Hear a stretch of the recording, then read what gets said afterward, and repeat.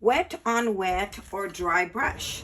We are going to be working with acrylic and watercolor, but you can also work on tempera paint. Welcome. Today we are going to continue our lesson on abstract expressionism, and we're going to be looking at a new technique, one of them, where there's this variety of videos that I've put out together, and we're going to be looking on wet on wet. So what you're going to need is, if you want to, Walmart has these. You don't have to buy them this big. These were about $2.50, and they also sell them like this size, and they're $1. This is a pretty good, and there's several brands. Do you see this? Now what you need to make sure is that you find something that says acrylic paint. This has acrylic paint. This is $2.50. These are about $1, and this is a perfect size, actually. The other thing that you're going to be able to work on, and you can decide, is watercolor. And these I've bought at H-E-B right here, and these were about $1.67 or $1. I think it was about $1.67. These work fantastic. I'm going to remove this, and sometimes you might have other ones. And this is kind of, I'm going to show you one that I've had for years and years and years, and this is kind of my little traveling kit. It comes with a little brush in there, and you kind of mix it in here. This works well too. It's amazing how all this can take you a long ways. You would need a brush. If you buy the watercolor, it comes with a brush, and it's pretty decent. And some of you already have brushes. Great. Now, if you notice here, I actually poured it out, and then I moved it, and so my paints got mixed up. What I like to do is either one, you use a plate. If you use a paper plate, it's gonna take away all the moisture. So you might not want to do that. What I have done, and what works really, really, really well, I know this is crazy, freezer paper. Do you see this? Freezer paper, and your mom might have it, or dad or grandma might have it in the pantry or in one of the closets.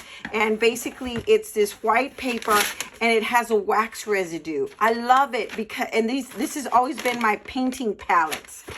I put all kinds of paints and stuff in this one, and you can see it's rolling up, but this way my paints stay dry. All right, let's go ahead and take a look at what I'm talking about here. Wet on wet and dry. I don't get it. Dry brush. We're going to actually start off with a dry brush and then move to wet on wet. And what I'm talking about here is that I'm not sure if you've ever painted, and sometimes you'll, and I'm just going to use this and make it a dry stroke. And bottom line is, when I do a wet brush, it's like it stays like this.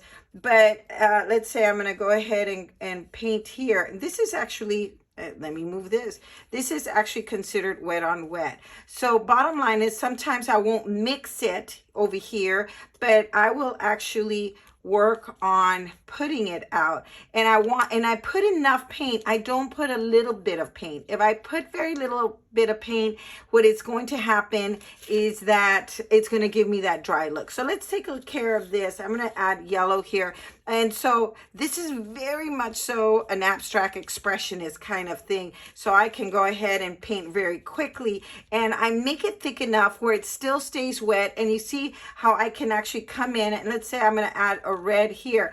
And so I can, and I'm going to clean it off with a paper rag right here. I'm not going, and what helps a lot is if I keep my brush moist, but I'm aware of that. I just kind of keep it wet. I don't have it sopping wet. So I'm going to get some more yellow, and I'm going to paint here a little bit more. I'm going to clean it, and then I'm going to get a little bit of red because I want this to stay fresh. See what happens here? Let's get, now right here, if you notice, it didn't blend. You see it's not really quite blending. Well, that's because that side of the paint already dried. So I'm going to come back over here, and I can mix it on here. This is the great thing about abstract expressionism. You can work wet on wet. It works really wonderful. I'm going to add a little bit. I don't like to add black, except if I'm going to do something dramatic, you know, and because otherwise it's just going, I add black usually at the end, it's just going to totally take over. Black will make your painting almost all of it black. And this is just if you want to add black. If you want to add white, I have to really clean my brush, and white's going to make everything very palish. Let me get a little bit of blue and mix it here. Do you see that? So I can actually say, you know what? I'm going to stop here, let it dry, and then I can come and add more. Then that becomes more of a wet dry. But if I'm constantly working on it and say, I'm going to change this gray, this black into a gray. And so this is what we have artists who work on. I'm going to get a little bit more black because I'm going to make it here. And you know what? I kind of like that blue. Do you see that? So I'm going to see if I can mix a blue here and put it here. And that's what we consider working wet on wet. Now, a dry brush, bottom line is, let me go ahead and see if I have a couple of other brushes here. I already wet it, so the one I'm working with, and so it's just going to continuously hold the water in here. So what I'm going to do is I'm going to get another brush, and I can use actually the brush from my watercolors. We're still working with acrylic, and what I like to do with this is to have kind of a very dry, and then I let it dry. See this? And I can actually, do you see how that gives me a very dry look? I'm going to clean it, and I'm just going to go ahead, and it dries really quick to the touch. And so then I'm going to add this. I don't want it to blend. I'm just going to want it to be on top. See that? So a dry brush is going to give me that look, and it's not going to blend. Okay. I don't have time because this is on time. And so I'm just going to add it here, and I can, you see that, how it's just, some of it is blending. But a dry brush, basically, it's that I'm going to be using this. I'm going to keep this. So, and sometimes you do want it. You want it a dry brush. Ooh, that's a cool stroke right there. You see that? That's a beautiful, kind of like a, looks like a, it's wet, it's, the paint is wet, but the look tends to look like if it's a dry brush, as opposed to this where it's kind of melting pot, kind of a gooey stuff, and this is more of a dry look. Now let's take a look at watercolor. This is wet on wet acrylic paint, and you can actually use this on tempera paint also. They also sell tempera paint at Walmart. Now here we're gonna look at watercolor, and there's a couple of things that I need you to be aware of, and I'm gonna save this just in case somebody in the classroom might wanna use it. So I'm gonna just use my watercolors here, and no matter which watercolors you're using, whether they're the HEB or not, the one thing I do is that I make sure I have clean water, and I go and I kind of make a little swimming pool of water. And so what we're going to do is we're going to actually, I'm going to put a little swimming pool, and I'm going to show you the first, and I keep it clean. It's clean water. And I don't mix it yet. I kind of let it kind of saturate. I'm going to remove, I'm going to clean this up. And I'm trying to get a color that is really nice and strong. And so if I want a dry look, this is still a little too watery. I'm going to make sure I don't have enough water. And so you see how it also gives me that dry look. And sometimes this is what I want. You know, maybe I do want the paper to show, and maybe I want to create this wonderful lines. This is kind of very wet, but I can leave it like that. What I'm doing right here on the side, and I can't hold everything together, is I've got my table, my napkin, and I'm actually really working on it really quite vigorously. I want all the water to be removed. I'm going to go ahead and add another green here, and I don't want it to be mushy, so I'm going to also dry it up using my paper towel, and I'm going to get this and dry it up, and see that. And so maybe I do want this. This is kind of very Japanese kind of looking, and this allows me to create these wonderful straight lines, even if it is watercolor. Isn't that great? This is beautiful. I really like that. How about if I clean it up and let me get like a warm color, and I'm gonna see this red. I haven't opened these in a very long time. Like, it's been years. That's a great thing about these paints with the watercolors. They don't go bad, as opposed to all the other ones. They really do go bad after a while. I mean, when I'm saying years, I mean, this is like about, I think I've had them since 1994. How crazy is that? And I do replace some of these, but I've had this container for a long time. So here we go. You see that? And I'm creating this dry marks.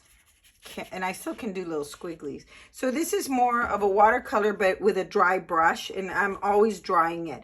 Now let me go ahead and do a wet on wet with this. And what I do is I have the water here, and this time I agitate it. See that? And I'm creating a little puddle right here. Very different than this. You see that? I'm gonna go ahead and I'm gonna get the orange here, and you see how it's a little puddle. I'm gonna go ahead and add a little bit of more. Ooh, that's a lot of water. And so here we go. I'm adding water here. And there's a lot of things that happen with watercolor. So this is called a blend or bleed, they call it. And so if I were to run this and bring it over here, you see how the water, one color is running into another one, and then it's all coming here. If you let it dry flat, you see that puddle, that darker puddle, that's how it's going to actually dry. Really, really quite beautiful. Let me go ahead, and I'm gonna go ahead and introduce a yellow, another warm color here. And I'm gonna go ahead and add, and I'm gonna just do a wet on wet right here. And so we're gonna have different things. You see how it just automatically starts creating like a blend, and it's called a bleed. Oh, look at this. Isn't this beautiful? It looks very fiery. And I can let it dry and then come back to it. You know what's great about this is that if I come back, it's dry, come back to it, I still can work with it and make it wet on wet, as long, because it's a watercolor. As long as I keep adding water, I can work with it. I'm gonna actually get this kind of limey green. I kind of like that limey green. And I'm gonna agitate it really well. And then I'm gonna go ahead and I can put it in here. See that? And so I wouldn't mix that much, because then you're going to end up getting these, and they're still gorgeous browns, but it'll be a really deep brown. So this is a wet on wet. Again, you see how this is kind of a little bit on the dry side. I can come and add water, agitate it, and you see how I can actually even remove it. So this is also an additive and a subtractive method that I can come and I can actually do this to it. Let's say I'm not crazy about it, and I can still work with this. I'm going to go ahead and add this really bold, little bit of this bold blue somewhere in here. See that? This is about really having a lot of fun and just checking what it does. And it kind of looks fiery. And then there's this blue. I'm not crazy about that, but I'm going to leave it there, maybe let it dry. And actually I have another blue that I can use, kind of like a school blue, isn't it? Right here. And I can come in and wet on wet. I can work on it like this. But like I said, you see how what happens there? It's making it into a brown. I'm going to come back, clean my brush, clean it, get fresh. And I'm going to go ahead and put this wonderful red color over here. And I'm going to put it again. And this is a wet on wet. Now I'm creating little pools and it's creating a little bleed. But this is more of a wet on wet. This is a dry look. Again, this is a wet on wet look on paint. I love the way this ends up looking. But this is also has a place. Everything has a place. Sometimes people feel like this might look a little chalky, they call it.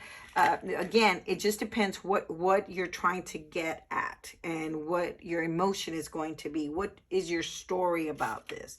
So once again, we're talking about abstract expressionism on feelings and actions. And what we're going over is a couple of the techniques. And on this technique, we're looking at wet on wet or dry brush, wet on wet, dry brush, paint, tempera or acrylic, and watercolor. Very different. And this is an additive. I did do a little bit of subtractive if I kind of come in and remove it with, look at how cool this is, what's happening there. Look at that. I'm going to show you this, guys. See close up. Oh, it's still puddling, and that's a close up. I hope my camera was able to zoom in on that. I'm not sure, but all right, guys, enjoy. If this is what you like, make arrangements to get some paints and get to work.